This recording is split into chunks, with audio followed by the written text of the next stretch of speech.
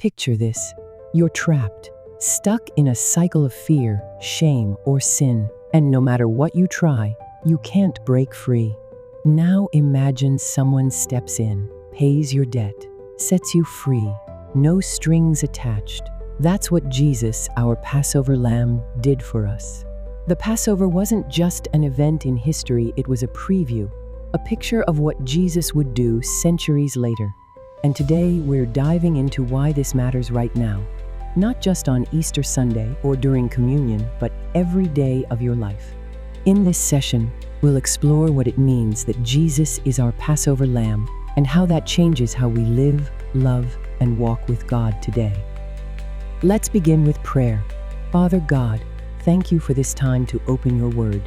As we learn about Jesus, our Passover lamb, help us to see not just the story, but the Savior. Quiet our hearts, clear our minds, and open our eyes to the depth of your love and the power of your rescue. Let this study draw us closer to you, stir our faith, and lead us to live in the freedom Jesus paid for. In his name we pray, Amen.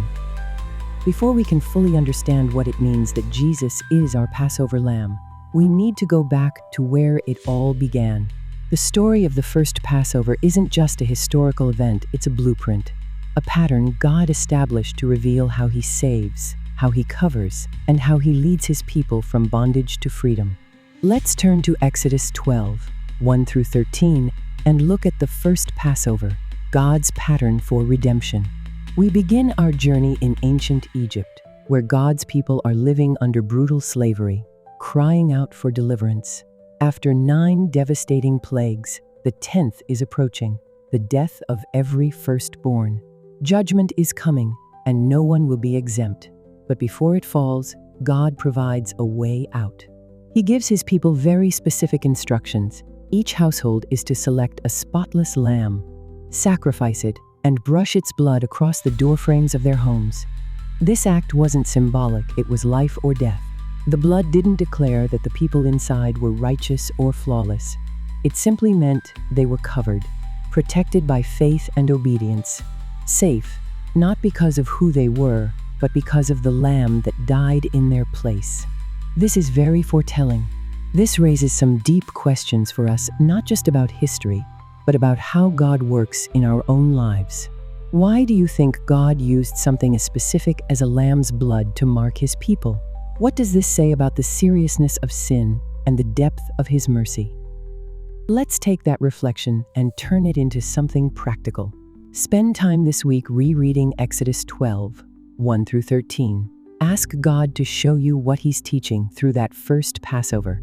Write down one area where you need to trust God's covering instead of your own efforts. The first Passover showed us a powerful image of rescue through the blood of a lamb. But that wasn't the end of the story, it was pointing forward. God was setting the stage for something greater. Centuries later, that pattern finds its fulfillment in a single moment when Jesus steps onto the scene. Let's take a look at John 1:29 and 1 Corinthians 5:7 as we step into the next section. Jesus, the Lamb of God, God's ultimate rescue plan. Fast forward to the Jordan River. The crowds gather, and John the Baptist, with eyes fixed on Jesus, makes a bold and prophetic declaration. Behold, the Lamb of God, who takes away the sin of the world. In that moment, John wasn't just offering a poetic title, he was unveiling Jesus' identity and mission.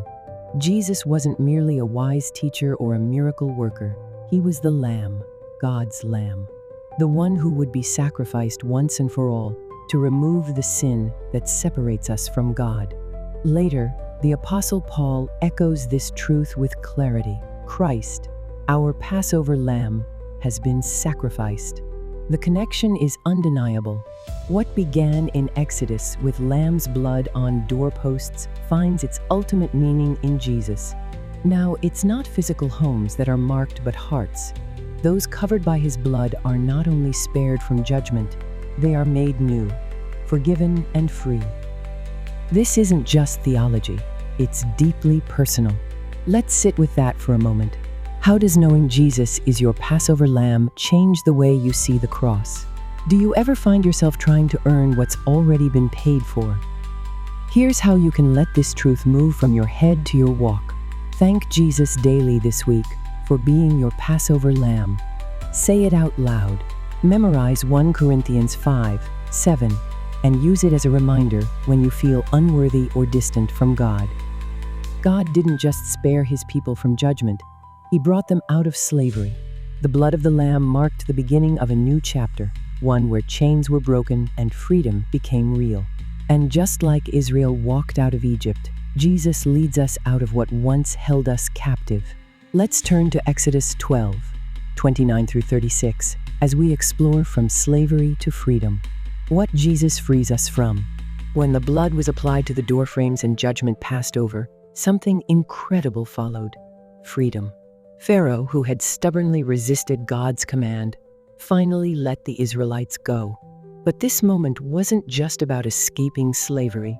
It was about stepping into purpose. God didn't just rescue his people from something, he rescued them for a purpose, for a journey with him, for worship, for a new identity as his own. That same pattern continues with Jesus.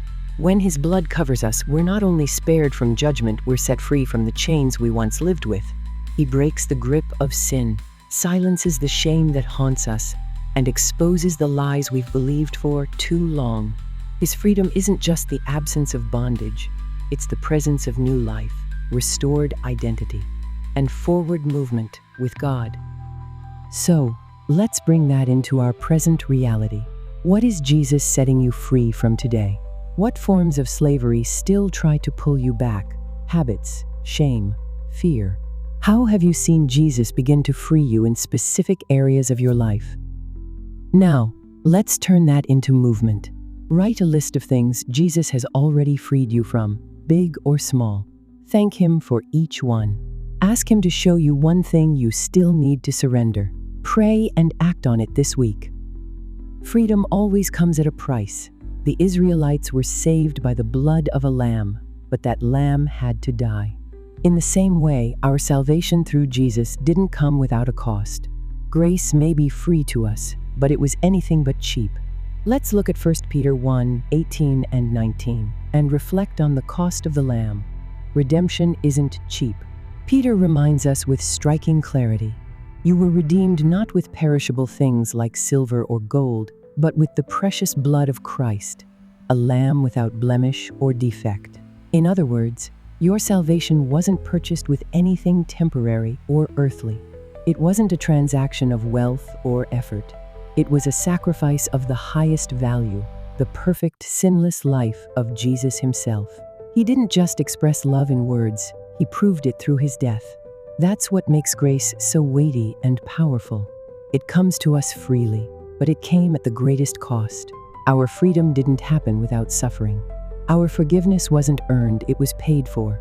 When we truly grasp what it cost Jesus to rescue us, we begin to treasure grace, not as something casual or cheap, but as something sacred, undeserved, and deeply personal. Let's pause and think, what does that kind of love call out in us? Do you treat your salvation as priceless or casual? How does knowing the cost of your redemption impact your daily walk? If we truly value what Jesus paid, it should shape how we live. Take 15 minutes in quiet this week. Reflect on the cost of your redemption. No distractions, just gratitude. Let your gratitude move to action. Serve someone sacrificially this week, not out of duty but love. Knowing that Jesus is our Passover lamb is powerful. But Paul challenges us to do more than just believe it. He calls us to live it, to keep the feast, not in a one-time celebration, but through a lifestyle that reflects the freedom and newness we've received.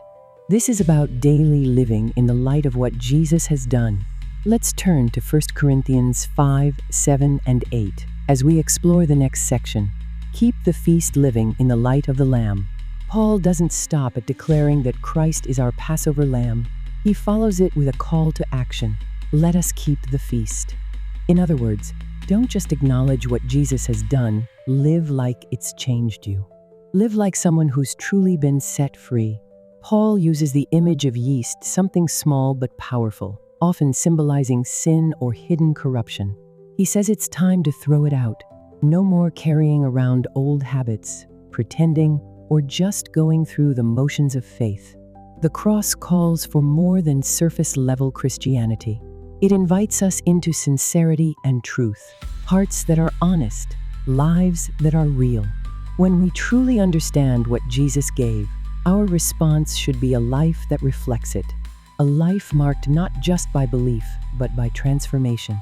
Because the Lamb who gave everything for us deserves more than our words.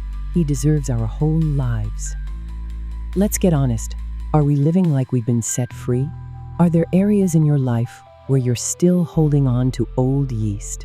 What does it look like for you to walk in sincerity and truth this week? Let's finish strong with a few intentional steps. Do a spiritual inventory. Ask, where do I need to repent, and where do I need to walk in freedom? Choose one way this week to live feast-worthy, whether that's forgiving someone, showing grace, or letting go of bitterness. Consider our key points and what it means for us today.